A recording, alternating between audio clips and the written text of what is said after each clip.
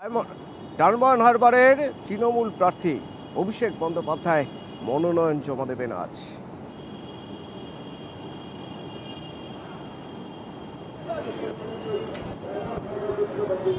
অভিষেক বন্দ্যোপাধ্যায়ের কাট আউটে ইতিমধ্যেই যে রাস্তা মিছিলের রাস্তা তা ভরিয়ে দেওয়া হয়েছে। সব বিধায়ক তারা থাকবেন এই লোকসভার অন্তর্ভুক্ত।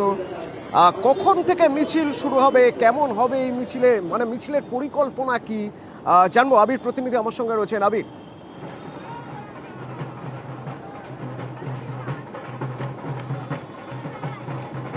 তোমাকে দেখিয়ে রাখবো আমি যেখানে এই মুহূর্তে রয়েছি সেটা হচ্ছে কালীঘাটে অভিষেক বন্দ্যোপাধ্যায়ের বাসভবন এবং যেটা অফিস, সেখান থেকে অভিষেক বন্দ্যোপাধ্যায় দুপুর 12:30 নাগাদ তিনি আলিপুরে দক্ষিণ 24 পরগনা জেলা শাসকের অফিসের উদ্দেশ্যে রওনা হবেন মনোনয়ন পেশের ঘিরে। তোমাকে একটু ছবিতে দেখিয়ে রাখবো এই মুহূর্তে অভিষেক বন্দ্যোপাধ্যায়ের অফিসের সামনের ছবি।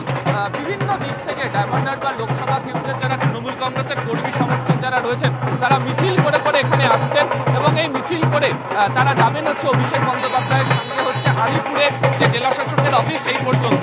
এটা গোটা রাস্তার একাধিক জায়গাতে সাজিয়ে অভিষেক বন্দ্যোপাধ্যায়ের বিভিন্ন কাট আউট দিয়ে সাজিয়ে দেওয়া হয়েছে তৃণমূল কংগ্রেসের পতাকা। এবং এবারে লোকসভা নির্বাচনের ক্ষেত্রে তৃণমূল কংগ্রেস তাদের যে ক্যাম্পেইন সং বা প্রচারমূলক যে গান তৈরি করেছে সেই প্রচারমূলক গানকে তারা ব্যবহার করতে হচ্ছে এই প্রচারে। যে জায়গাতে এই মুহূর্তে আমরা দাঁড়িয়ে রয়েছি অর্থাৎ যে কালীঘাটের যে জায়গা, সেখানেও মাইকে সেই গানও তারা বাজাচ্ছে এবং বিভিন্ন জায়গা থেকে যারা কর্মী সমর্থকরা তারা আরও জমায়েত হবেন, বিভিন্ন জায়গাতে তারা ইতিমধ্যে আসতে শুরু করেছেন।